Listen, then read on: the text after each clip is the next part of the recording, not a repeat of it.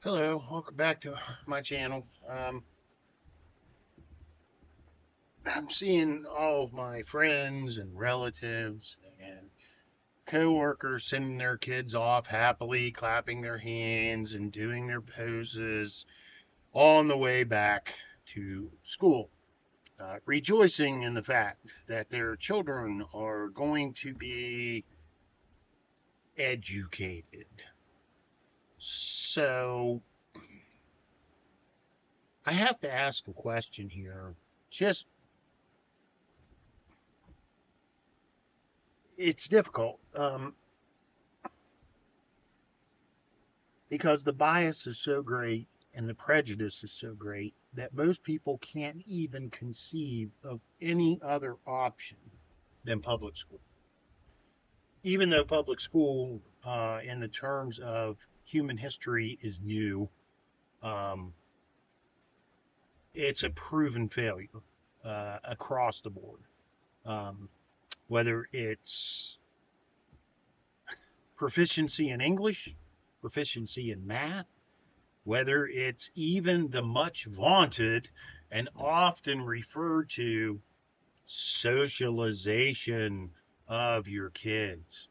Um, we homeschooled, and that was one of the most commonly thrown up items was, well, how do you socialize your child? And this video isn't so much about socialization as it is about the educational aspect.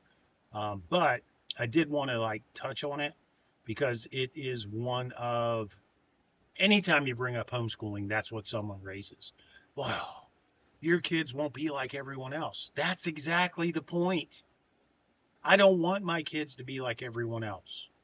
I want them to be different. I want them to be better. I want them to be stronger, more capable of handling themselves and the future of, broadly speaking, humanity, but then shrink it down, broadly speaking, the state, broadly speaking, the county, broadly speaking, the city. Um, and if they're being socialized by the heathens and by the bullies and by, I mean, pick what's going on in schools these days, the sexual predator teachers and teachers' aides, and I would choose any day to sacrifice what my family and I made a sacrifice for to homeschool our kids, or even send them to private school. Um, but let's get back to education. So, Maryland Public School test scores just came out. How did your school perform in 2015? Right here's the headline, or 2025, sorry. I don't know why I said 2015, must have been in the back of my mind. But how are they doing? So you can see that they talk about all these different things without ever going into them: politics, pandemic, and AI. And they've changed what learning looks like over the past 5 years. Not really. Um, yeah, politics have, because instead of learning how to change oil or how to work with wood or how to do simple math or home ec, does any kid in the state of Maryland or any state even take a home ec class anymore? I did.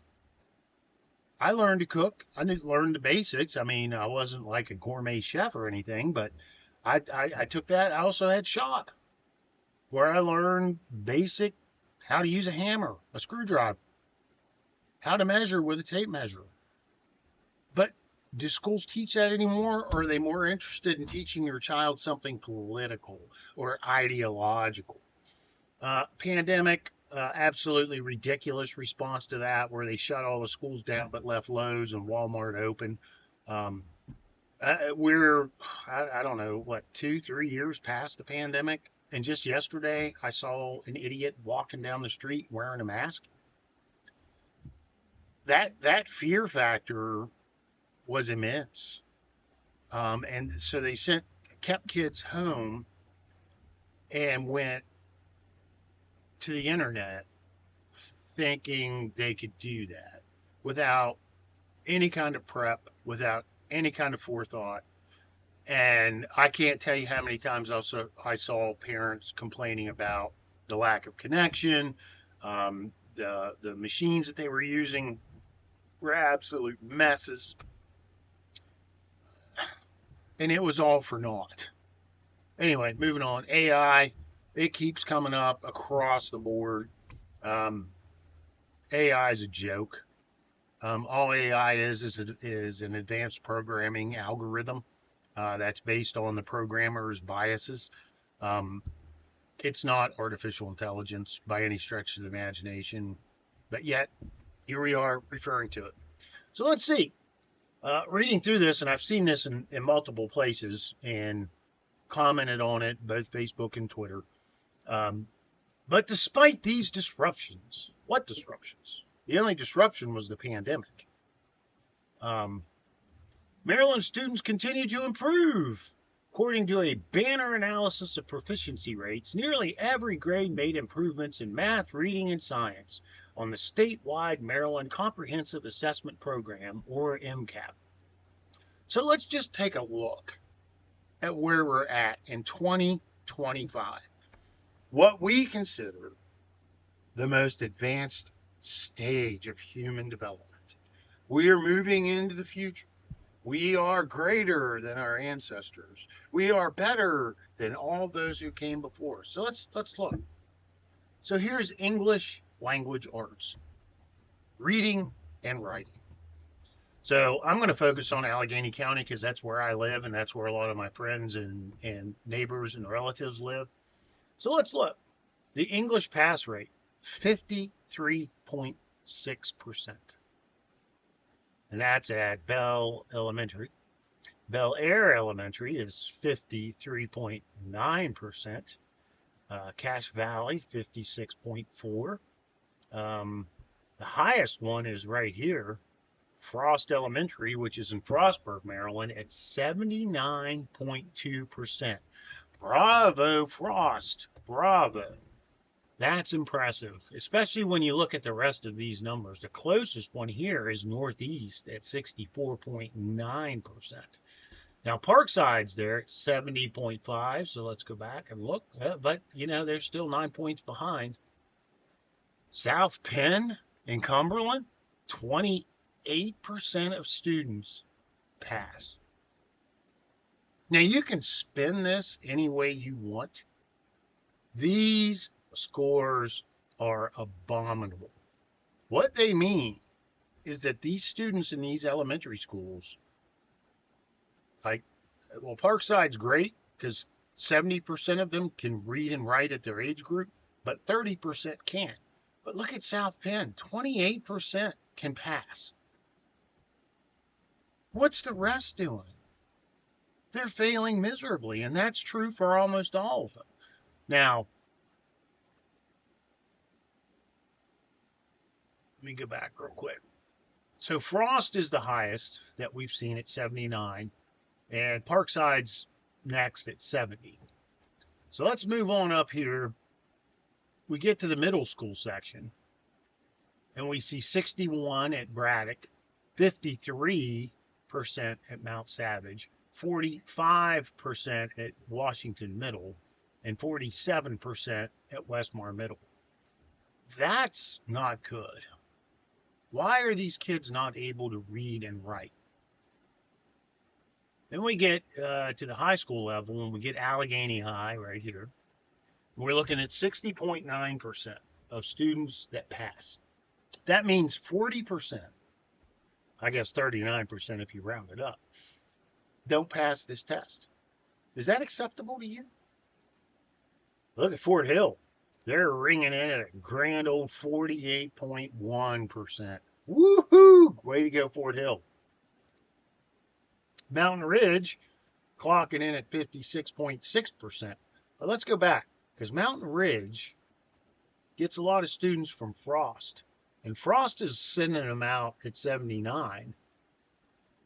But then they get to high school, and the English pass rate drops to 56.6. I don't know, folks. I mean, do you see this as acceptable? Because I don't. I mean, in school, we were taught to read. We were taught critical thinking. I can remember one English lit teacher who taught us critical thinking and how to read a text and how to think through the text. Now, some students in the class couldn't get it because guess what, folks? We aren't all the same. But those who could, he passed. Those who couldn't, he failed. So if we're looking at an English pass rate of 56%, wonder what the graduation rate is. That would be interesting actually to find out, wouldn't it? Because are we passing kids that can't read or write at a proficient level here in Allegheny County? I'm not even going into Garrett County at this point. Okay, here's mathematics. Right here. Math. What's our pass rate over here? 43 at Bell. 41 at Bel Air. Cache Valley comes in at a rounding 52. Crescenttown Elementary is at 39. Flintstone's at 36. Frost comes in once again, leading the pack at 69.6. And then it's just the same. The closest one there is Northeast again at 64.1. And then South Penn, once again, abominable score at 23.9, and West Side at 27.5. Uh, we look at these scores. As you as a parent, do you look at these scores and wonder if my kid's going to West Side, where's he at? I mean, 27% can pass the math test. What's that leave you?